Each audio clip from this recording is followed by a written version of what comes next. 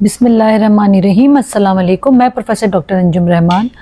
आज मैं आपसे डिस्कस करूंगी कि बहुत दफ़ा बहुत सारी बच्चियां usually at the age of menarche, यानी कि जब उनका मेंसेस शुरू होने वाला होता है उस वक्त, बल्कि उस वक्त के 1, 2, 3 साल गुजरने के बाद उनकी वालिदैन पेशेंट को गायनेकोलॉजिस्ट के पास लेके आते हैं। उनका कंसर्न होता है कि टाइमली उनकी ग्रोथ नहीं हो रही है, उनकी साइकिल स्टार्ट नहीं हुई है, और वो इस वजह से बड़े कंसर्न होते हैं।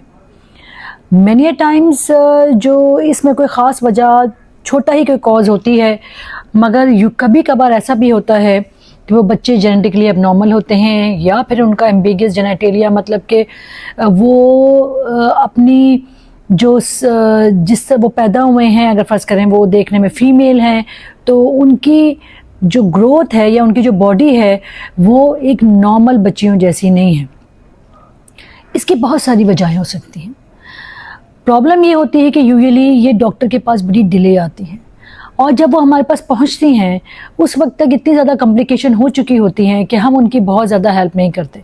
बिकॉज़ वंस उनके जो अंदर जो फीमेल के ऑर्गन हैं जो नॉर्मल काम नहीं कर रहे, या उनके फीमेल के ऑर्गन के साथ मेल का कोई पार्ट भी है, तो वो इतना नेगेटिव इफेक्ट उनकी बॉडी पे होता है कि सर्टेन एज पे उनके फेस पे बाल आने लगते हैं, उनकी आवाज़ चेंज होने लगती है। There so many changes in जो होती हैं, जो हर चीज़ को आप अनडू या सही नहीं कर सकते।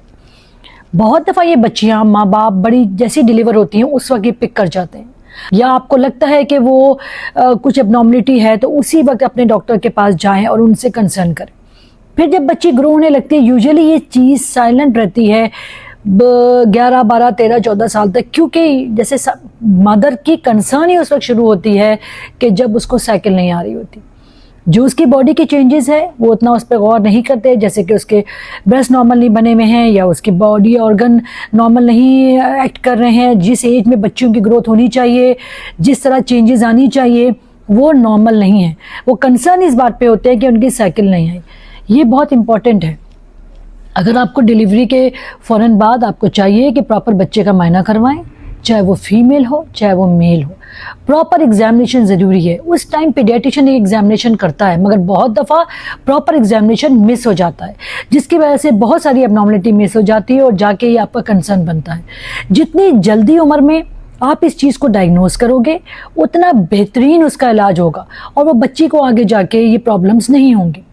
मगर जितना डिले आप करेंगे, क्योंकि हार्मोन्स अपना इफेक्ट उसकी बॉडी पे कर रहे होंगे, वो स्लो एंड ग्रेजुअल होता है इनिशियली, पर वंस उसकी एज शुरू हो जाती है 13, 12, 10, 11 साल में, उस वक्त वो इतना फास्ट होता है कि बहुत सारी चीज़ों को हम वापस नहीं कर पाते। फिर भी मैं कहूँगी कि ये बात आपके लिए बहुत ज़रूरी है कि इन बच्चियों का इलाज हो सकता है, बिल्कुल वो एक नॉर्मल हो सकती हैं। हाँ, अगर उनके अंदर फ़र्ज़ करें कि अंडेदानी काम नहीं कर रही है, बच्चेदानी बनी ही नहीं है, डेट्स अनदर थिंग, वो एक अलग चीज़ है। मगर स्टिल बाहर जिस्म पे, फेस पे, उनकी पूरी बॉडी पे जो दूसरे हार्मोन का नेगेटिव इफेक्ट है वो ख़त्म हो सकता है। वो अपनी नॉर्मल ज़िंदगी गुजार सकती हैं, एटलीस्ट वो अपनी शादी को कंज्यूम कर सकती हैं। औलाद होना ना होना ये तो अल्लाह को पता है। बहुत सारे कपल जिनके बच्चे नहीं होते, वो दोनों नॉर्मल भी होते हैं, वो सब कुछ नॉर्मल होने के बावजूद भी उनके बच्चे नहीं होते, मगर वो अपनी एक नॉर्मल ज़िंदगी गुजारते हैं। इसी तरह इन बच्चियों का भी हक है कि वो अपनी नॉर्मल ज़िंदगी गुजारें। हमेशा ज़रूरी नहीं होता कि खुदा ना खासा वो टोटल एबनॉर्मल है।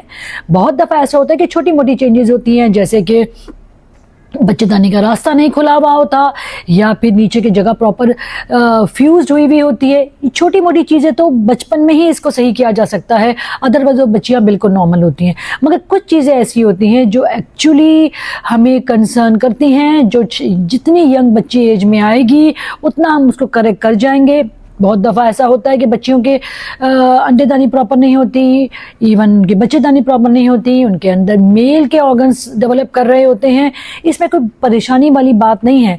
ये इम्पॉर्टेंट बात है कि उस बच्ची का सेक्स ऑफ रेयरिंग, यानी कि वो बेटी बना के आगे ग्रो की गई, आप अनडायग्नोज कर गए, तो डेफिनेटली आगे जाके उसकी ज़िंदगी में कोई प्रॉब्लम ना हो, उसको ये साइकोलॉजिकल अपसेट ना हो, सोसाइटी में उसकी मूव अबाउट उसके लिए प्रॉब्लम ना हो, कि वो एक प्रॉपर लड़की ही के तौर पे चले।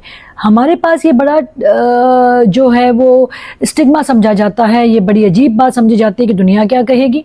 उस बच्ची का राइट है, उस फैमिली का राइट है कि वो बच्ची एक नॉर्मल हेल्दी ज़िंदगी गुजारे, और ये माँ बाप हमें हेल्प कर सकते हैं। जितना सबसे पहली बात है कि डिलीवरी के फ़ौरन बाद बच्ची का कंप्लीट मायना करवाएं और वेट ना करें कि जी 12, 13, 14 साल तक उसको मेंसेस आएगा। स्पेशली अगर आपको लगता है कि एज ऑफ मीनार की, यूजुअली हमारी कम्युनिटी 12 से 14 साल की है, अगर नहीं होता तो फिर डोंट डिले। स्पेशली आपको लगता है आपकी बच्चे की स्किन हार्ड हो रही है, उसकी नॉर्मल एक्सटर्नल ग्रोथ नहीं हो रही, जैसे प्रॉपर जिस एज में छाती बनती है या जिससे बॉडी में जो चेंजेस आती हैं किसी भी बच्चे की, वो ज़रूरी है कि इस चीज़ को बड़ा आप सेंसिटिवली चेक करें और टाइमली डॉक्टर के पास जाएं। जितना आप टाइमली जाएंगी वो उसके लिए और आपके लिए, दोनों के लिए बेहतर होगा। इसी के साथ मैं इजाज़त चाहती हूँ। Thank you very much. Pakistan जिंदाबाद।